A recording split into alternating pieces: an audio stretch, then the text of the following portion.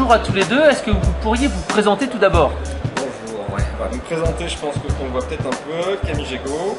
Ouais. Je suis directeur de la société Social Helping, on voit aussi. Une société qui est basée à Brest, à Produits en Bretagne. Ouais. Voilà, mon collègue associé. Ouais. Donc Mathieu, donc je suis le président de la société et comme l'a dit Camille, Social Helping et on est une application de consommation collaborative. Alors tu m'as montré tout à l'heure, ça permet en fait aux gens de dire tiens je propose ou je vends ou je donne par exemple des fringues ou ça peut être n'importe quoi, ça peut être quel que soit le produit, enfin quasiment. Quel que soit le produit, on a des catégories, Ouais. donc l'application n'est pas sortie, elle est encore, bêta. en version bêta, donc, mais ça va pas tarder. Je reviens sur ce que tu disais, on est sur de la consommation collaborative, donc on n'est pas sur de la vente, on est vraiment là sur de la location entre particuliers ou de la donation, parce que ça fait partie aussi de la consommation collaborative, mais on exclut la vente. La vente, on laisse ça au bon coin et nous on est vraiment là pour permettre aux gens d'être mis en relation, du C2C, pour leur permettre de réaliser des économies. Alors justement, comment ça se fait que la consommation collaborative arrive maintenant et commence à monter de plus en plus alors que comme tu dis, il y a le bon coin où les gens peuvent vendre leurs trucs et pourquoi ils préfèrent plutôt donner ou louer entre guillemets plutôt qu'en fait justement vendre ou passer des petites annonces etc. Qu'est-ce qui change en fait? Alors ce qui change c'est déjà les revenus des gens, le pouvoir d'achat des gens et une prise de conscience qui fait que la consommation collaborative prend de l'ampleur parce que les gens se rendent compte que c'est plutôt l'utilisation des biens qui s'impose sur la possession des biens et comme le dit Camille souvent, c'est un exemple qu'il aime bien, à l'heure actuelle il y a 10 tondeuses pour 10 maisons dans un quartier, dans 10 ans peut-être qu'il n'y aura plus qu'une seule tondeuse pour ces 10 maisons là. Alors, les gens vont accepter de partager leur sacro-sainte tondeuse qu'ils doivent passer le samedi après-midi quand il fait beau et le donner à leurs voisins. Ouais, ça c'est une certitude. Il y a quelques années, on se disait qu'on ne verrait jamais une Mercedes ou une BMW sur covoiturage.fr. Aujourd'hui, c'est le cas. Les habitudes changent, on partage les choses maintenant. La crise étant là, on est obligé de partager les choses. Donc c'est vrai que les 70 objets en moyenne dans les foyers qui traînent dans les placards, on peut en retirer une rémunération qui est un complément de revenu à la fin du mois. Donc c'est vrai que les 12 minutes d'utilisation de ma perceuse que je vais faire du moment où je l'ai achetée et du moment où elle sera hors d'usage, peut-être que je vais la partager avec mon voisin parce que ça va me permettre de gagner quelques euros. D'accord. Alors, comment vous avez fait pour tester votre idée, votre concept sur le marché? Est-ce que vous avez mis en place des études ou vous êtes dès le départ convaincu que ça a marché? Alors, un peu des deux, c'est-à-dire qu'on était dès le départ convaincus. Il y a des choses qui sont nées, il y a quelques temps, comme la machine du voisin, le covoiturage aussi. C'est des initiatives qui ont abouti à des beaux projets parce que les gens ils sont prêts à le faire et de plus en plus. Et donc nous, ce qu'on a voulu faire vraiment, c'est essayer de généraliser un peu le concept de ce prêt, de cette location entre particuliers, en proposant une plateforme où on peut non pas uniquement louer sa machine, sa perceuse ou sa tondeuse, mais pourquoi pas un coup de main pour un déménagement, aussi bien que son vélo ou autre.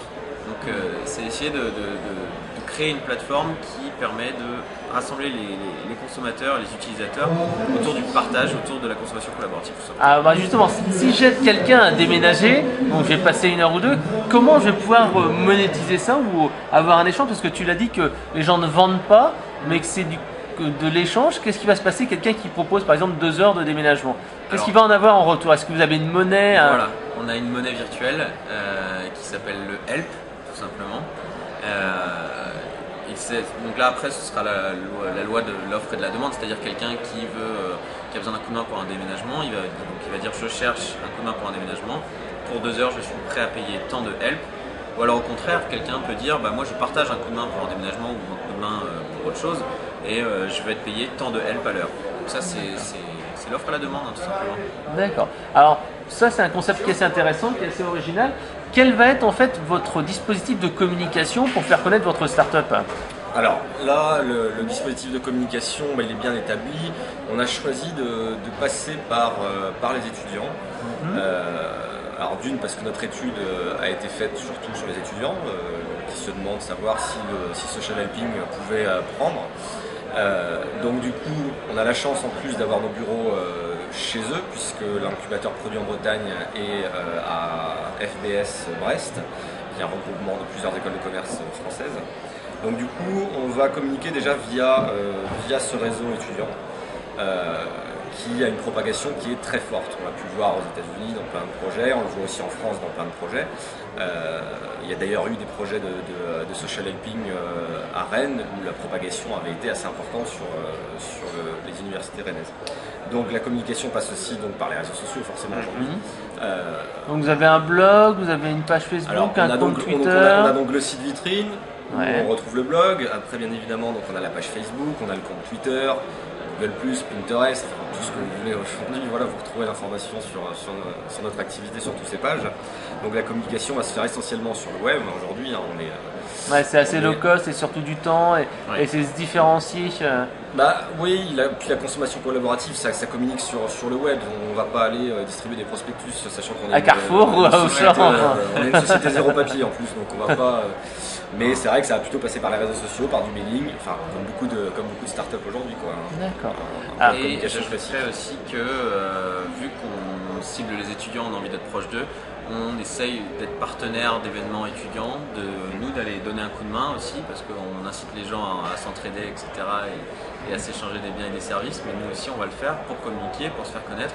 On va aller participer, on l'a déjà fait, à des événements étudiants, artistiques, sportifs, culturels, filer un coup de main pour pouvoir faire connaître Social Helping. Et donc vous leur demandez, vous leur proposez après des help et ils pourront les dépenser, les utiliser ou vous pourrez après se dire tiens. Ça on y a songé, mais pour l'instant nous on leur donne du temps. Ouais. Donc, tant que l'application n'est pas sortie, pour l'instant on leur donne du temps. On leur donne du temps Justement, j'ai vu ça, donc souvent on parle de mobile first. Est-ce que vous pensez en priorité au mobile ou alors vous pensez web et mobile? On pense mobile, puis web peut-être.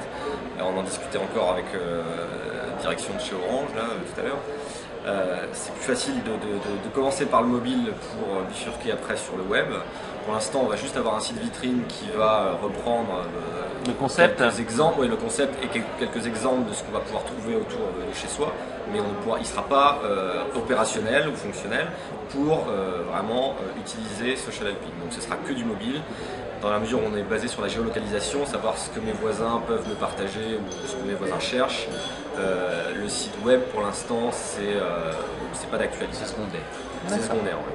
Alors, concernant justement les applications mobiles, on sait que ce qui est super important, c'est l'ergonomie, la simplicité d'utilisation, avoir la possibilité de répondre immédiatement aux besoins clients. Comment vous avez fait pour faire votre application mobile? Est-ce que vous l'avez testé en live avec des utilisateurs? Vous avez eu des retours? Comment vous faites en fait votre process de développement? Alors, on a dans un premier temps eu l'idée de faire l'application la plus simple possible. Et ça, c'était vraiment une volonté. Et la simplicité d'une application, ça peut se mesurer au nombre d'écrans, au nombre de pages auxquelles on a accès. Une application qui va être compliquée, on va dire, pour une application comme la nôtre, un réseau comme ça, ça peut aller jusqu'à 100 pages. Nous, on en est à 17 écrans maximum. Donc, pour la totalité de l'application. C'est vrai que c'est pas beaucoup là. Non, c'est pas beaucoup, mais c'est suffisant parce que du coup, on l'a testé, on l'a fait tester. Là, on va rentrer dans notre phase de version bêta où là, on va avoir des retours des utilisateurs. Mais bon, on a déjà pu, on n'était pas que tous les deux à la tester pendant le développement et on a déjà pu voir que ce qui plaisait, c'était vraiment la simplicité et puis l'ergonomie très simple. C'est-à-dire que c'est une application où il y a une page d'accueil où je peux faire mes recherches, j'ai mes 3 boutons, je cherche, je partage, je donne. D'un côté, j'ai mes catégories, mes fils de recherche, et de l'autre, j'ai mon compte, paramètres, etc. D'accord.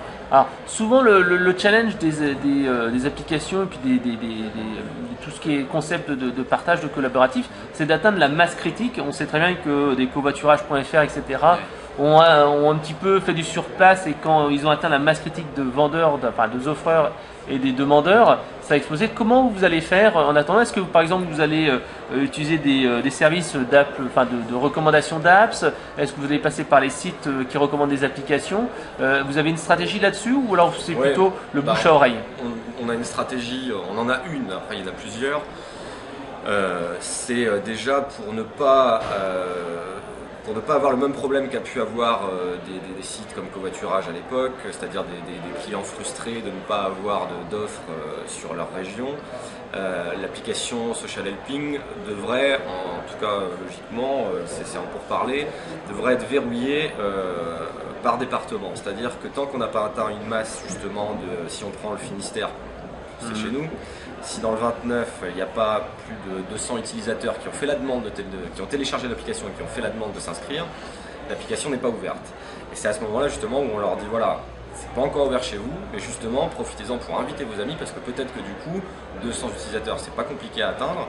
Si vous invitez vos amis et que vos amis vont inviter leurs amis, on va atteindre rapidement cette masse critique qui permettra d'avoir une application qui est active et pas une application qui va être passive et qui du coup va être supprimée aux oubliettes. D'accord. Alors justement, on va arriver sur l'application. Donc bien sûr, elle va être gratuite, ça me paraît une évidence. Elle sera disponible sur Android, sur iPhone, sur iPad, sur les tablettes ou c'est uniquement du mobile? Alors c'est iOS et Android, donc iPhone et iPad aussi, parce qu'il n'y aura pas de version iPad dans un premier temps, mais Ça sera compatible. Voilà, ce sera compatible iPad et Android, toutes les plateformes Android. Mais pour l'instant c'est tout. Après on verra si on a une BlackBerry et demande. Windows, on verra. Ouais, c'est vrai que c'est des petits Déjà- marchés. Bon, oui, et puis déjà BlackBerry, il faut aussi voir ce qui va se passer, parce qu'en ce moment, bon, Ça en bouge revente, sur la vente. Déjà, il faut voir ce qui va en être, hein, si Facebook rachète BlackBerry ou pas. D'accord. Bah, merci pour toutes ces informations. Donc le site internet pour aller télécharger l'application. Ça c'est le Twitter. Ça, c'est le Twitter. Donc le site internet, il faut rajouter un tiret, c'est social-helping.com. D'accord. Bah, merci pour toutes ces informations et à bientôt. Merci Merci beaucoup. à vous.